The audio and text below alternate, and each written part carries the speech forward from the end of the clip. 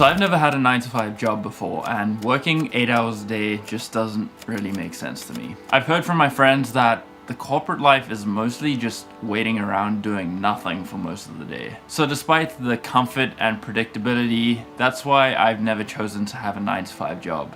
Because I believe there's a better way of working. I really don't think you need to work 8 hours a day. In all honesty, I now work between 2 and 5 hours a day depending on what I'm doing, and I've been the most productive that I've ever been. And I have more free time to do the things that I actually love doing, like being outside, reading, writing, and exercising, all which contributes to my mental health and having a positive, healthy mindset and outlook on the world. So today I'm going to be speaking about why you struggle to get things done and give you 3 tips that'll take your productivity to the next level so that you don't need to waste away your life working all day. Alright, so first things first, why can our generation, society at this point in time not get anything done? Why do we struggle to be productive? Why is it so difficult to do things that have never been easier? We are living in the most comfortable, most convenient time that humans have ever existed, yet we struggle to do the most basic tasks in our life. And I believe this is because we are too distracted, we are too stimulated, and we're training our brains for a world that is filled with immediate gratification, short-term gain, short-term pleasure. And so when we have this constant stimulation of scrolling through TikTok, scrolling through Instagram, watching Netflix, eating fast foods, doing all the things that we know are bad for us, we are training our brains to become addicted and look for more of the short-term stimulation. And then that becomes the new norm. That becomes the new baseline. And so in order to feel something more, in order to feel more stimulation, we have to search for more and more and more. It's the basis of addiction. So, how do you combat this and actually get to work and get things done and stay focused on a particular task? The very first thing you can do is to remove all distractions. This includes social media, TV, screens, and pretty much all technology. Unless, of course, you're doing a work project that involves that technology. For example, I do a lot of video editing for my freelance career, and so I need to be on my computer to be doing that work.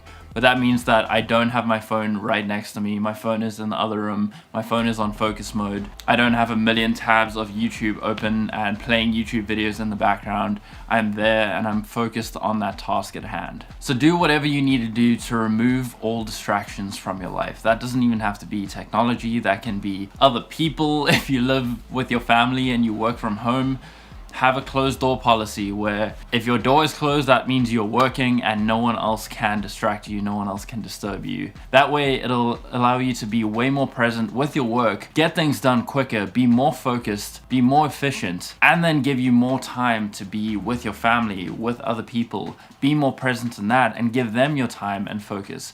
So on either side, whether you are trying to work more productively or spend more time with your family productively and lovingly, remove the distractions from both and be focused on that task. Because it's when we try and multitask and do a million things at once that it takes 8 hours to get a 2-hour task done. Now, I also know in the corporate world, you have to go through approval of approval of approval and hear from the higher ups, and there's this whole ladder of hierarchy and all this ridiculous nonsense that is so inefficient. So I know that it's a lot of the time, if you are stuck in that corporate world, it's not really your fault. But if you're trying to be more productive in your own life or even in your work life, you can get these tasks done quicker and then use your free time more productively and more intentionally as well. My second tip is to set up a conducive external environment.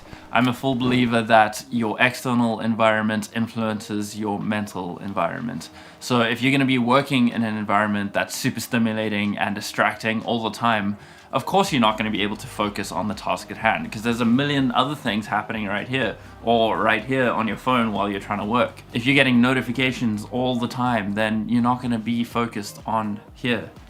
Your attention is always going to be pulled away. So, I mean, that was kind of focused on the distractions thing, so move distractions. But creating an external environment that's conducive to your productivity is setting up a office space that has everything you need, that has all the inspiration that you like. If that's putting up pictures on the wall, plans, documents, scripts, whatever it is, anything that gets you in the zone, gets you feeling comfortable and in a space that's ready to work and be productive. That also means having the right tools, having the right softwares, having things set up before you start doing the actual work so that you don't need to break your creative flow in order to set this new thing up or change this thing or fix this thing. It's all about ensuring that everything is done and ready to go before you start working. That includes even having things like coffee with you, or having food ready, or snacks, or water, whatever it is. Make sure that you have all these things so that when you sit down, you don't need to get up. That just made me even think about the classic mom quote, have you gone to the bathroom yet? Have you gone to pee before we leave? So make sure you go pee before you leave to be in this productive focus mode. Obviously this isn't going to be like flawless every single time, but it's all about minimizing the opportunity to break from your creative flow, to break from that focus mode, and something that'll pull your attention away from what your intended attention and intention is. And the third and final tip I have is to plan before you go. Before you start doing any work or any task, have a plan in mind so that you don't start doing the thing and then 5-10 minutes in you're like, what do I have to do next now? Let me figure that out. Let me take another 15 minutes to figure out what I need to do next. So even if it takes you 5, 10, 15 minutes before you actually start doing the dedicated task that you set out to do, create just a bullet point plan of the steps that you have to take in order to achieve your goal. Write it on a sticky note, write it on a piece of paper, type it up in your notes, whatever it is, and just put it within visible sight so you know what you need to do, and then all you need to do is just do those things. Again, this will just keep you from breaking out of that flow state. There's also another point to be made for momentum, inertia. We know that the more momentum something has, the harder it is to stop. So if we can get something good that's going, we need to make sure that we do everything possible to make sure that we keep that thing going, keep the boat moving. So ask yourself, what can I do to ensure that this boat keeps moving?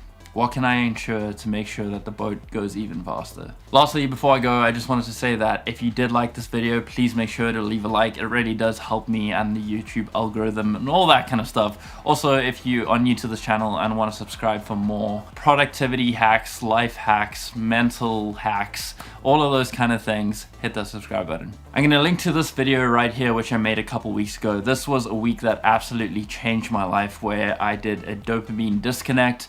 I highly recommend that if you want to get into being more productive and more intentional about your life. So go check that out, and I will see you there.